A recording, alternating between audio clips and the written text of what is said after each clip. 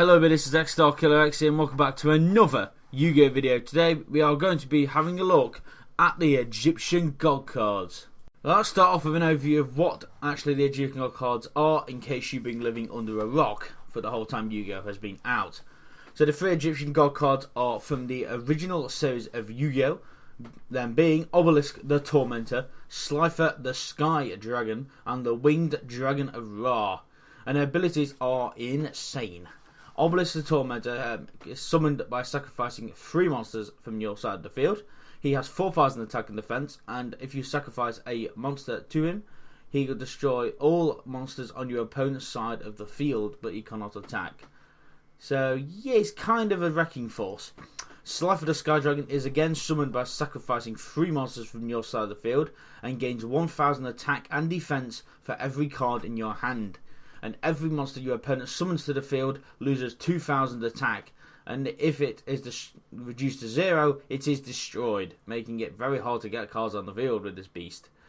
The Winged Dragon of Ra is summoned by sacrificing 3 monsters from your side of the field, and gains attack equal to the amount of life points sacrificed upon its summon. Now this monster has an effect: if you sacrifice 1,000 life points, you can destroy any card on your opponent's side of the field.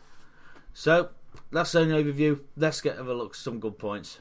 Now let's have a look at some of the good points. Now, in my personal opinion, Obelisk the Tormentor is the best of the 3 God cards. It has the best effect, being able to destroy all cards on your opponent's side of the field. It does also have a base 4,000 attack, 4,000 defense, so you don't have to worry about having cards or sacrificing life points that have to do with Ra and Slifer. It's just an absolute beast. So that's a good point about Obelisk. Good points about Slifer. Again, it is based on your hand, so you can possibly get screwed over if somebody reduces the cards in your hand. But other than that, is an exceptionally good card. It has a great attack, and also the one which destroyed monsters. Potentially could destroy monsters when your opponent summons them. The 2,000 attack deficit which you give them.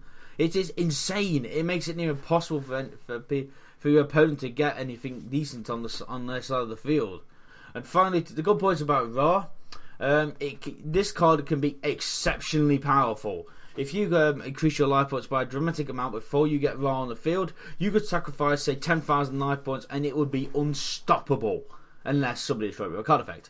But that's beside the point. It would be unbelievable. All you'd have to do is just summon this when your opponent's got an attack monster on the field. Attack it, you do thousands upon thousands of life points of damage from the attack mode. If not, all you gotta do is just equip the card which does damage to defensive monsters, and they are rip. So that's some good points about the Egyptian gods, but of course they do have their downsides, so let's have a look at them. Okay, so now let's have a look at a few of the downsides of these Egyptian god cards. Let's start off with Obelisk. Really, the only downside that this person has, as do all the others, is that it can easily be destroyed by card effects. It cannot be targeted by card effects, but it still can be destroyed by a dark hole with ease, as it does not prevent itself from being destroyed by card effects entirely, just by targeted card effects. So that is a major downside of Obelisk, but as I said, it can't be targeted by card effects, so it is pretty good in that sense. A few downsides with Ra. Let's start with Ra. If you don't have many life points, this card is shite, and you probably want to summon it to the field. And it does highly restrict the way you can use this card in a duel if you don't have a lot of life points. And it is also exceptionally easily to destroy, even though someone can't be negated. As soon as it is on the field, all you have to do is use Sudetsuko armor and it's dead. So it's not exactly good in that sense. Same with Slifer, it can easily be destroyed by card effects. Same with like Dark Hole or Sudetsuko armor. It is exceptionally difficult to keep its attack up, because if you use a card, it loses 1,000 attack. So that is a major downfall of Slifer the Sky Dragon. I mean, don't get me wrong, they are exceptionally powerful cards, but they do have very, very bad downsides. Okay, so to give my final review of these god cards, personally I think they're exceptionally powerful cards. I do use Obelisk and Ra in my Gimmick Public deck. They do work very, very well in that deck. Yes, overall, if I was giving them a rating out of 10, as I normally do on these videos, I'd probably say 7 to 8 out of 10, simply for the fact of how easily they can be destroyed once on the field. Many people don't notice this, but they're exceptionally easy to get rid of when they're on the field. So that is it for this video. Don't forget to punch the like button, leave a comment down below, or subscribe if you're new to the channel. Also, most to follow me on Twitter, link down below, as always.